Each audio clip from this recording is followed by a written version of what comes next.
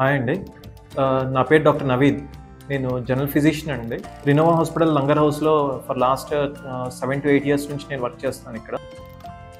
ఈరోజు మనము యూజువల్‌గా ఎండాకాలంలో వచ్చే కామన్ డిసీజెస్ ఏంటి, కామన్ ప్రాబ్లమ్స్ ఏంటి, అలాంటి మెడికల్ ఇష్యూస్ వచ్చినప్పుడు మనం వాటిని ఇంటి దగ్గర హోమ్ రెమెడీస్ ఎలా చిన్న చిన్నవి చిట్కాలు పాటించి మనం వాటి నుంచి ప్రొటెక్షన్ చేసుకోవచ్చు అన్న దాని గురించి డిస్కస్ చేద్దాము.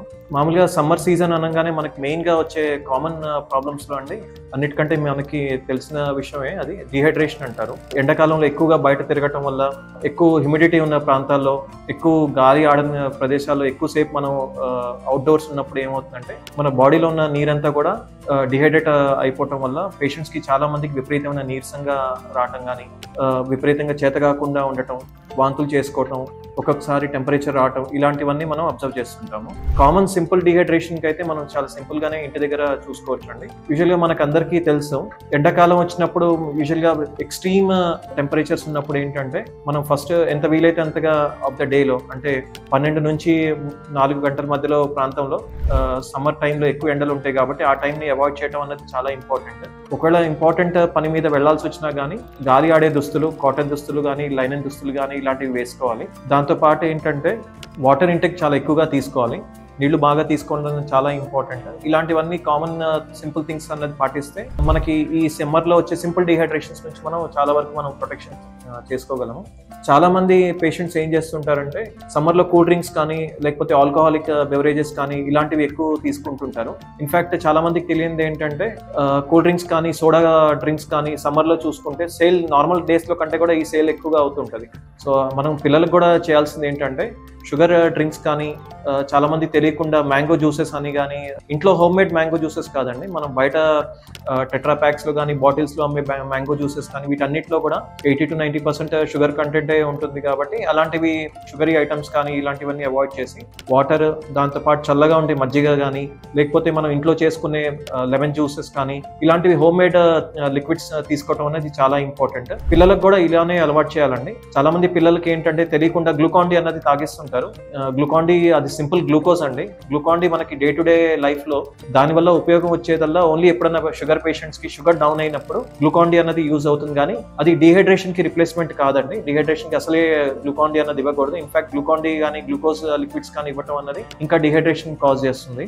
సో అందుకని ఎప్పుడైనా కూడా ఇంట్లో చేసుకున్న బటర్ మిల్క్ కానీ, అండ్ ప్లెంటీ ఆఫ్ వాటర్ కానీ, అండ్ ఇంట్లో చేసుకున్న సింపుల్ లెమన్ జ్యూసెస్ కానీ ఇలాంటివి యూజ్ చేయొచ్చండి. అండ్ చాలా ఇంపార్టెంట్ ఫ్యాక్టర్ వచ్చేసి, ఒకవేళ హై డ్యూరేషన్ ఆఫ్ టైంలో, అంటే మనకి 12 గంటల నుంచి మధ్యాహ్నం 4 గంటల మధ్యలో ఎక్కువసేపు మనం ఎండలో కనుక ఉన్నప్పుడు చాలా మంది కేసెస్లో మనం హీట్ స్ట్రోక్ అని కూడా చూస్తుంటాం. దాన్నే మనం కామన్ మేనేజ్ లాంగ్వేజ్లో సన్ స్ట్రోక్ అని అంటారు. ఈ హీట్ స్ట్రోక్ వచ్చినప్పుడు చాలా ఇంపార్టెంట్ ఫ్యాక్టర్ ఏంటంటే చాలా మంది పేషెంట్స్లో చాలా హై టెంపరేచర్స్ వస్తాయండి. మామూలుగా మనకి టెంపరేచర్ అనేది 102, 103 ఫీవర్ అంటేనే చాలా ఎక్కువ జ్వరం లాగా మనం భావిస్తాం. కానీ హీట్ స్ట్రోక్ విపరీతమైన వడదెబ్బ తగిలినప్పుడు ఒక్కొక్కసారి 105 నుంచి 108 degrees టెంపరేచర్ వరకు కూడా పేషెంట్స్ ప్రెజెంట్ చేస్తారు. ఆ టైంలో ఇంటి దగ్గర ఉన్నప్పుడు హాస్పిటల్కి తీసుకొచ్చే దారిలో కూడా ఇమీడియట్ గా చేయాల్సింది ఏంటంటే పేషెంట్ ఫస్ట్ షర్ట్ ఉంటే షర్ట్ ఓపెన్ చేసి చల్లన వాటర్ తో కానీ, లేకపోతే నార్మల్ రూమ్ టెంపరేచర్ వాటర్ తో ఏం చేయాలంటే కోల్డ్ స్పాంజింగ్ అంటారండి. మామూలుగా చిన్న బట్ట తీసుకొని బాడీ అంతా తుడవాలి. ఉట్టి తల మీద మనం బట్ట ఫోల్డ్ చేసి తల మీద పెట్టినంత మాత్రాన టెంపరేచర్ తగ్గదు. సో అలాంటి టెంపరేచర్ తగ్గడానికి చాలా టైం పడుతుంది. కాబట్టి వెంటనే ఆ పేషెంట్ కి గాలాడేలాగా ఉంచి షర్ట్ ఉంటే షర్ట్ ఓపెన్ చేసి మొత్తం బాడీ అంతా కూడా తుడవాలండి. తుడిచి వెంటనే హాస్పిటల్ తీసుకొచ్చి పారాసిటమాల్ ఇంజెక్షన్స్ కానీ, అండ్ చాలా ఇంపార్టెంట్ హైడ్రేషన్ అండి, ఐవి ఫ్లూయిడ్స్ ఎక్కిస్తారు. చాలా రేర్ కేసెస్ లోనే ఇంత సివియర్ వడదెబ్బ తగులుతుంది. కానీ ఎస్పెషల్ గా మరీ చిన్నపిల్లలు కానీ, మరీ పెద్దవాళ్ళు ఉన్నప్పుడు మాత్రం వాళ్ళు చాలా జాగ్రత్తగా ఉండాలి. ఇలాంటివి జాగ్రత్తలు తీసుకుంటే మనం సన్ స్ట్రోక్ కానీ, సింపుల్ డిహైడ్రేషన్ కానీ ఇలాంటి వాటి నుంచి మనం ఎండాకాలంలో చాలా వరకు మనం ప్రొటెక్షన్ తీసుకోవచ్చు. సెకండ్ ఇంపార్టెంట్ కామన్ ప్రాబ్లం మనకి ఎండాకాలంలో వచ్చేదండి మోషన్స్ అండి. చాలా కేసెస్ లో మనకి విరోచనాలు, మోషన్స్, వాంతులు, ఎందుకంటే చాలా కేసెస్ లో మనకి ఫుడ్ ఇన్ఫెక్షన్ కామన్ గా అవుతుంటుందండి. సమ్మర్ సీజన్ లో బయట తిన్నప్పుడు కానీ, లేకపోతే ఏదైనా ఇన్ఫెక్టెడ్ వాటర్ తాగినప్పుడు కానీ, మనకి ఫుడ్ ఇన్ఫెక్షన్ అయినప్పుడు టైఫాయిడ్ జ్వరాలు కానీ, లేకపోతే అక్యూట్ గ్యాస్ట్రోఎంటరైటిస్ అంటారు, మోషన్స్, వాంతులు, కడుపులో నొప్పితో పాటు చాలా మంది వస్తుంటారు. సో ఎంత వీలైతే అంత బయట ఫుడ్ అవాయిడ్ చేయడానికి ప్రయత్నం చేయాలి. హోమ్ మేడ్ ఫుడ్ తీసుకోవాలి. నీళ్లు బాగా తీసుకొని, మంచి ఆహారం తీసుకొని, ఒకవేళ మోషన్స్ కనుక ఎక్కువ సివియర్ క్వాంటిటీలో అయితే మాత్రం తప్పనిసరిగా హాస్పిటల్కి వచ్చి వైద్యం చేయించుకోవాలి. చాలా ఇంపార్టెంట్ ఇంకో పాయింట్ ఏంటంటే ఓఆర్ఎస్ గురించి చెప్పాలండి. చాలా మంది ఏంటంటే ఓఆర్ఎస్ లో అన్ని ఓఆర్ఎస్లు WHO రికమెండెడ్ ఫార్ములాలో ఉండవండి. కొన్ని ఓఆర్ఎస్లో వచ్చేసి షుగర్ కంటెంట్ చాలా ఎక్కువగా ఉంటుంది, కొన్ని ఓఆర్ఎస్ఎస్లో ఎగ్జాక్ట్ రికమెండెడ్ డోసేజ్లో ఉండదు.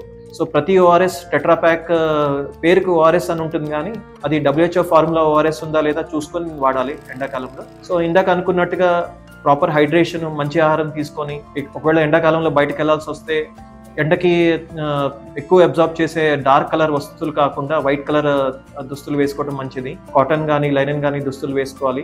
సో ఇలాంటి జాగ్రత్తలు తీసుకుంటే మనం ఎండాకాలంలో వచ్చే కామన్ మెడికల్ ప్రాబ్లమ్స్ నుంచి చాలా వరకు మనం ప్రొటెక్షన్ తీసుకోవచ్చు అండి. సో ఇంకా ఏమైనా మీకు ఇలాంటివి మేజర్ ఇష్యూస్ కానీ హెల్త్ ఇష్యూస్ కానీ ఏమైనా ఉంటే మీరు మీ దగ్గరలో ఉన్న రినోవా హాస్పిటల్ బ్రాంచెస్లో ఎనీ ఆఫ్ ద బ్రాంచెస్లో మీరు వచ్చి కలవచ్చండి. మీరు గూగుల్లో సెర్చ్ చేసి ఎనీ నియరెస్ట్ రినోవా హాస్పిటల్కి వచ్చి మీరు బెస్ట్ ఆఫ్ ట్రీట్మెంట్ తీసుకోగలరు. థ్యాంక్ యూ అండి.